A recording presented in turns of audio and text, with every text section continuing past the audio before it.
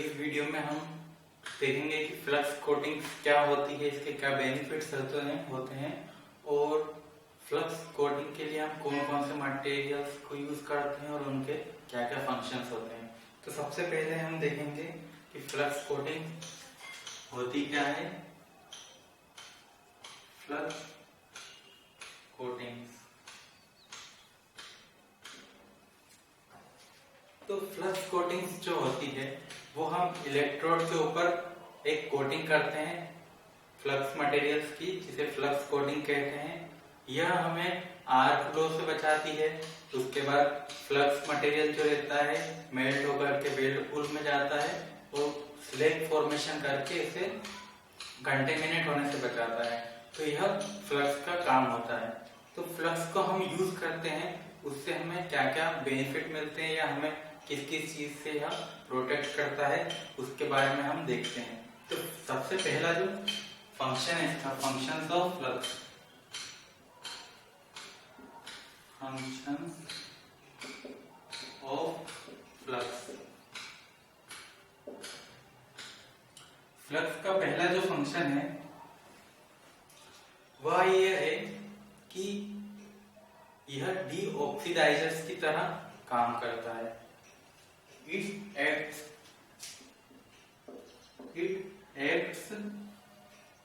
as a deoxidizing material, deoxidizers।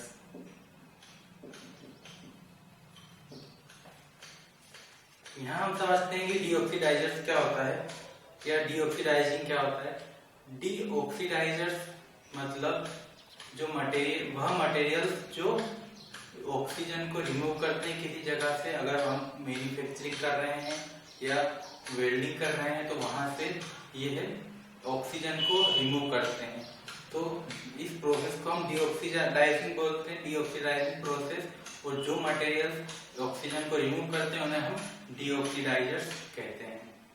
इसके बाद इसका जो सेकेंड फंक्शन है, सेकेंड फंक्शन क्या है इसका, यह स्लैग फॉर्मेशन करता है लिक्विड मेटल में जाकर के, वेल्ड पूल में जाकर के यह स्लैग फॉर्मेशन करता है इसके ऊपर और एटमॉस्फेरिक गैसेस से यह वेल्ड पूल को बचाता है। तो इसका सेकेंड फंक्शन है, it forms slag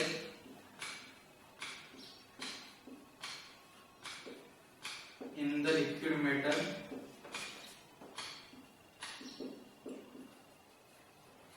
in the weld pool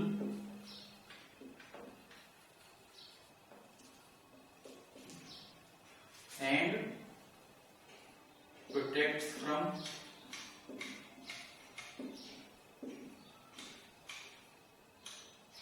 atmospheric gases।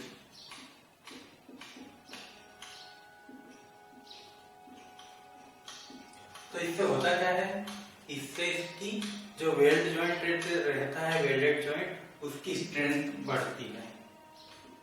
It increases the strength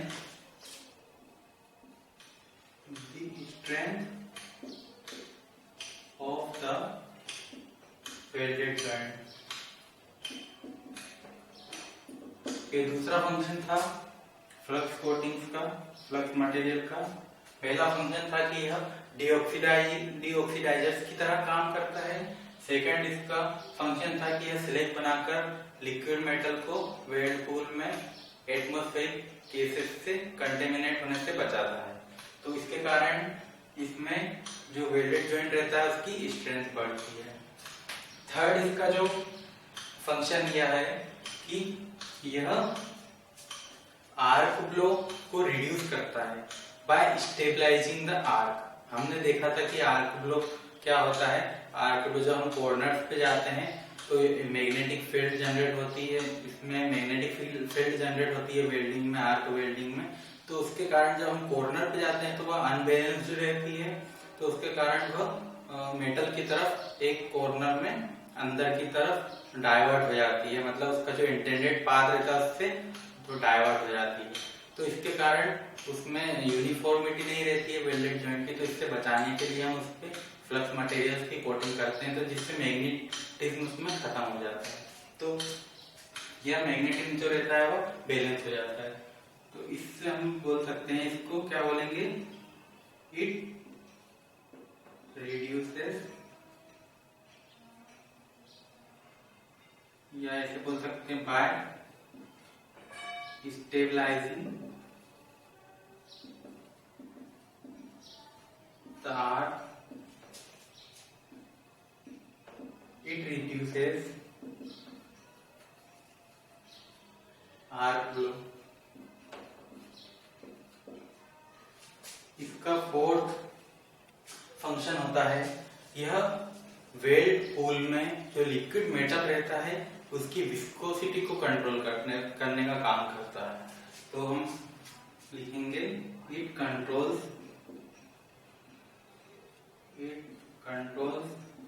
the viscosity of the liquid metal in the whirlpool। इसके बाद इसका फिफ्थ फंक्शन होता है, by increasing the concentration of heat transfer, it reduces heat transfer losses। जो heat transfer रहती है, arc रहती है, इसका यह कंसंट्रेशन बनाता है, उसका अच्छा कंसंट्रेशन बनाता है, उससे इधर उधर लॉसेस होने, जो लॉसेस रहते हैं उन्हें कम करता है। तो यह हीट ट्रांसफर को जो है वो यहाँ पर ज्यादा करता है, उसमें ज्यादा हीट डेवलप होती है, तो इससे हमारा हीट ट्रांसफर लॉसेस को ये कम करता है। और जो स्लेग रहता है, स्लेग बनता है, तो वह उसमें भी स्लेग जो रहता है वह हीट ट्रांसफर लॉसेस को कम करता है। तो उससे हम स्लेग से एक तो हीट ट्रांसफर लॉस कम होते हैं, उसके बाद हम उसका ग्रेन स्ट्रक्चर जो है वो मेंटेन कर सकते हैं। जैसे अगर ग्रेन स्ट्रक्चर जो रहता है वह टेम्परेचर या कूलिंग रेट पर डिपेंड करता है कि क्या होगा। अगर आप का जो मटेरियल है आप उसे, उसका थर्मल कंडक्टिविटी ज्यादा है, उसका कूलिंग रेट ज्यादा है, तो उसमें स्मॉल ग्रेन स्ट्रक्चर बनेंगे और जो वेल्डेड जॉइंट रहेगा वह हार्ड रहेगा।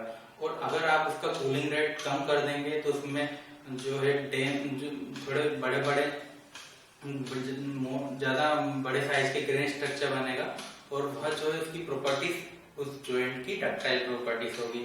तो यह इसका फंक्शन ये है, फिफ्थ फंक्शन, कि it increases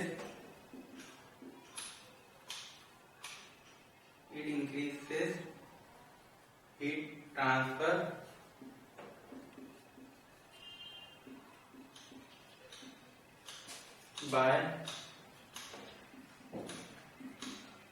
by concentrating, so it increases heat concentration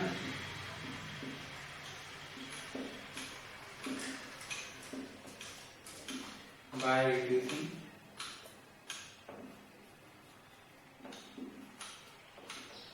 heat transfer to surroundings।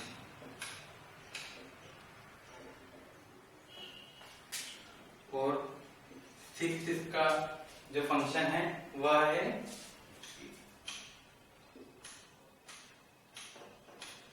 It also uses to get desired grain structure।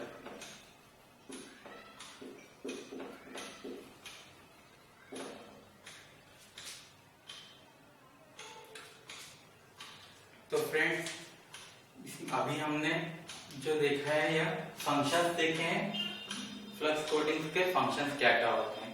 अब आगे हम देखते हैं कि कौन कौन से मटेरियल्स हैं, उनको फ्लक्स में मिलाने से हमें, जो इलेक्ट्रोड की कोटिंग रहती है उसमें मिलाने से हमें क्या क्या प्रॉपर्टीज मिलती है, किस मटेरियल से क्या प्रॉपर्टीज मिलती है। तो अब हम नेक्स्ट में वह देखते हैं। तो फ्रेंड्स चलिए देखते हैं कि कौन कौन से फ्लक्स मटेरियल्स होते हैं और उन्हें हम किस प्रॉपर्टीज के लिए यूज करते हैं। फ्लक्स मटेरियल,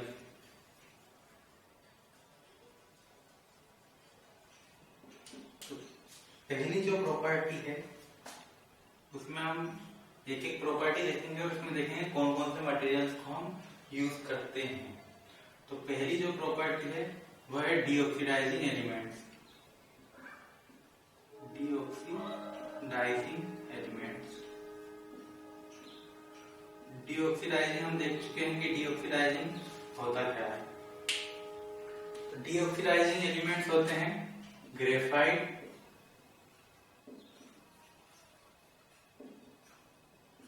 इसके बाद एल्यूमिनियम ऑक्साइड, उसके बाद आता है फेरोसिलिकॉन और फेरोमैंगनीज।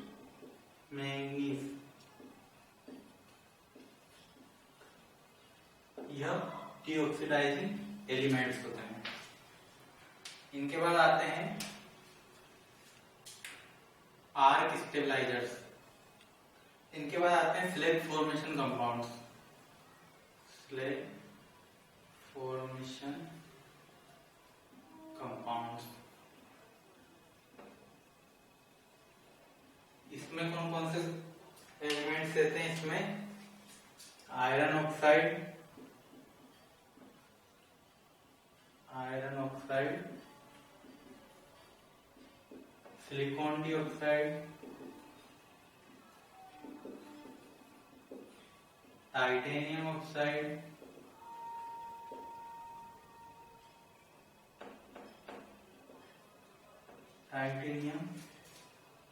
ऑक्साइड, सिलिका फ्लोर और कैल्शियम फ्लोराइड।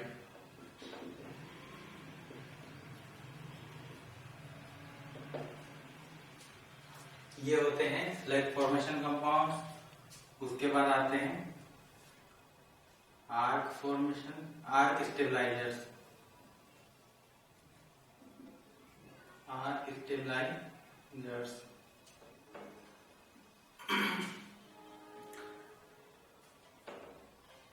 आर्क स्टेबलाइजर्स में कौन कौन सा कंपाउंड आते हैं, एलिमेंट्स आते हैं? वह है पोटेशियम सिलिकेट,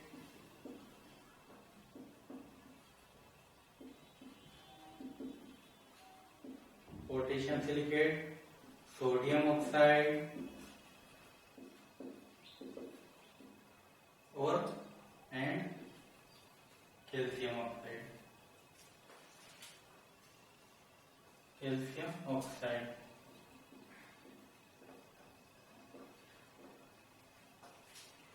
इसके बाद आता है एलोइंग एलिमेंट्स। एलोइंग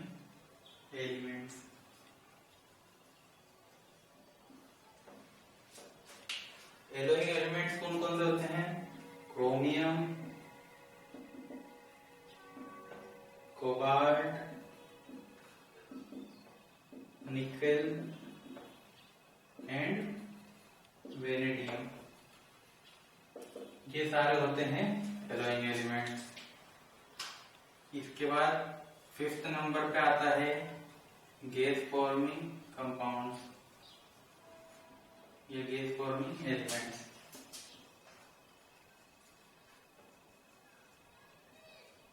इसमें होते हैं कैल्शियम कार्बोनेट एंड सेल्यूलोज।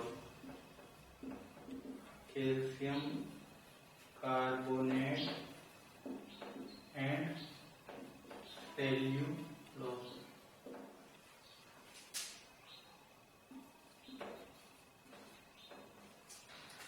ये 5 टाइप की जो प्रॉपर्टीज रहती है उनके लिए हम कौन कौन से एलिमेंट्स का यूज करते हैं फ्लक्स बनाने के लिए, वह हमने अभी देखा।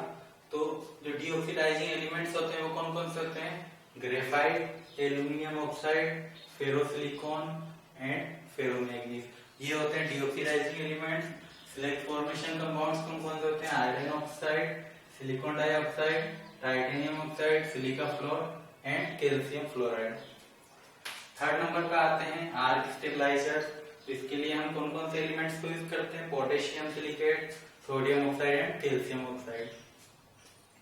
फोर्थ नंबर पे एलोइंग एलिमेंट, और उसमें कौन कौन से एलिमेंट्स का यूज हम करते हैं? क्रोमियम, कोबाल्ट, निकल एंड वेनेडियम। इसके बाद आते हैं गैस फॉर्मिंग कंपाउंड, इसमें हम कैल्शियम कार्बोनेट एंड सेल्यूलोज का यूज करते हैं। तो फ्रेंड्स, इस वीडियो में हमने देखा फ्लक्स कोटिंग्स क्या होती है, उनके क्या बेनिफिट्स होते हैं, हम उन्हें क्यों यूज करते हैं, और बाद में हमने देखा कि जो 5 प्रॉपर्टीज हम फ्लक्स में चाहते हैं तो उनके लिए हम कौन कौन सी मटेरियल्स यूज करते हैं और उनकी कौन कौन सी प्रॉपर्टीज के लिए हम उन्हें यूज करते हैं, वह हमने इस वीडियो में देखा है। अगर आपको हमारा वीडियो पसंद आया हो तो आप इसे बिल्कुल लाइक करें और इसे शेयर करना ना भूलें, इसे शेयर भी करें। अगर आप हमेशा हमारे वीडियोस देखना चाहते हैं और जो नए वीडियोस आए उन्हें आप अपने ईमेल पर नोटिफिकेशन पाना चाहते हैं उनका, तो हमारे चैनल को सब्सक्राइब करें। Thanks for watching and don't forget to subscribe our channel.